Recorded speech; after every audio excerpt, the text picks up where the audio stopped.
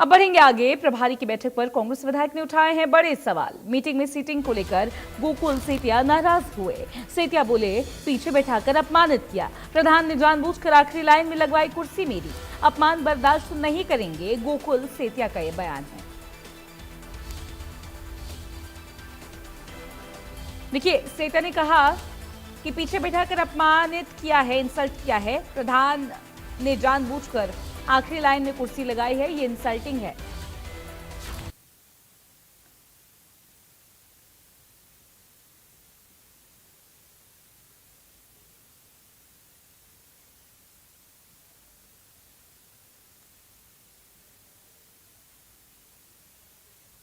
और हमारे साथ जुड़ रहे हैं हमारे सहयोगी विजय कुमार सिरसा से, उनसे करेंगे बात। विजय, पॉलिटिकल लैंडस्केप में एक नया विवाद सा छिड़ता नजर आ रहा है। पीछे की रो में सीट मिली, इसको अपमानित कहा गोकुल सेतिया ने। कैसे देख रहे हैं मामले को?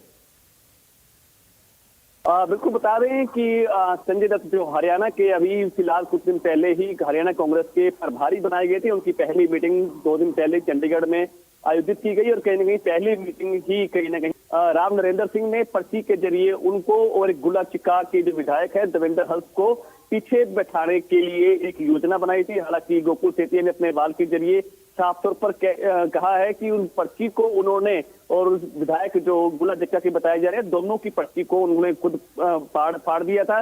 जिसके बाद उनकी जो कुर्सी है, दूसरे विधायक की कुर्सी है, वो फ्रंट रो में उन्होंने गोकुल सेतिया ने खुद ही लगाई। उन्होंने साफ तौर पर कहा कि जो दूसरे जो है खास तौर पर कुछ इशारों में उन्होंने बीजेपी से कांग्रेस में जो आने वाले कुछ लोगों पर तंज कसते हुए कहा कि बीजेपी की मलाई खाकर कांग्रेस को बदनाम करने वाले कुछ ऐसे लोग हैं जो कांग्रेस को कहीं ना कहीं गुटबाजी का शिकार होते हुए भी उनको देख रहे हैं। उन पर तंज कसते हुए कहा कि ऐसे लोगों को उनके सामने, विधायकों के सामने फ्रंट रो पर बिठाने की कोशिश हरियाणा प्रभारी द्वारा किया गया। उनको साफ तौर पर कहना कि उनका अपमान और दूसरे विधायकों का अपमान करने की है वो हरियाणा प्रभारी द्वारा की गई है, जिसे वो कतई बर्दाश्त नहीं करेंगे। तो साफ तौर पर गोकुल सेतिया द्वारा ये तंज जो है हरियाणा प्रभारी पर किया गया है। अब देखना होगा कि हरियाणा प्रभारी या दूसरे जो कांग्रेस के सीनियर लीडरशिप है इस तंज पर किस तरह का जो है अपना रिएक्शन देते हैं। जी विजय, कांग्रेस के जो प्रभारी हैं संजय दत्त, इनकी बैठक को लेकर ये पहला विवाद नहीं है और ये पहली तनातनी नहीं है, क्योंकि स्टेज पर एक और चीज भी हुई थी। भूपेंद्र सिंह हुड्डा ने रणदीप सुरजेवाला का मांग लिया था साथ, और रणदीप सुरजेवाला ने भी उसको लेकर कहा कि हम तो आपके साथ हैं, आप हमारा साथ दीजिए। इसके अलावा कुमारी शैलजा ने भी ये कह दिया कि कथनी और करनी में काफी ज्यादा फर्क होता है, यानी कि कहीं ना कहीं ये टॉन्ट्स और ये तानेबाजी काफी ज्यादा चली है उस बैठक में।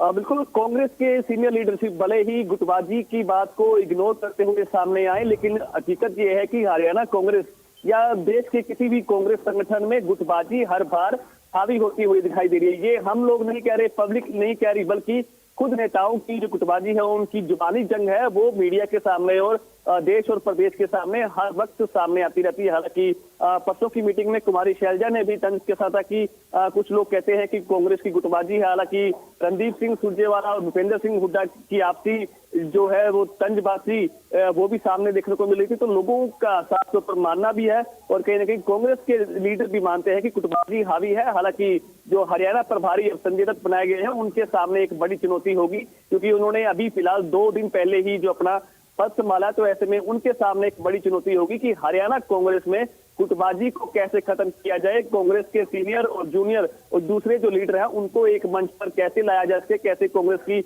मजबूती लाई जा सके। और क्योंकि अब 2029 के जो इलेक्शन है उनमें भी अभी तकरीबन 3 साल का जो वक्त है वो शेष पड़ा है, तो ऐसे में सरकार को कैसे घेरा जाए, सरकार 2029 में कांग्रेस की कैसे मिल पाए। बिल्कुल विजय, बिल्कुल।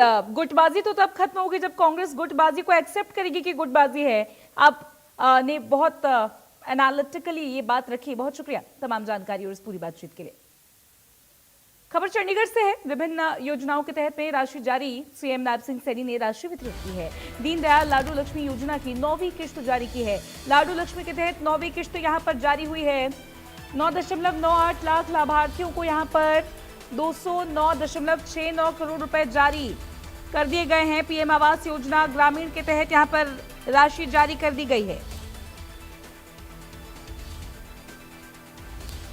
20,165 पात्र लाभार्थियों को राशि जारी कर दी गई। 107 करोड़ की वित्तीय सहायता दी गई।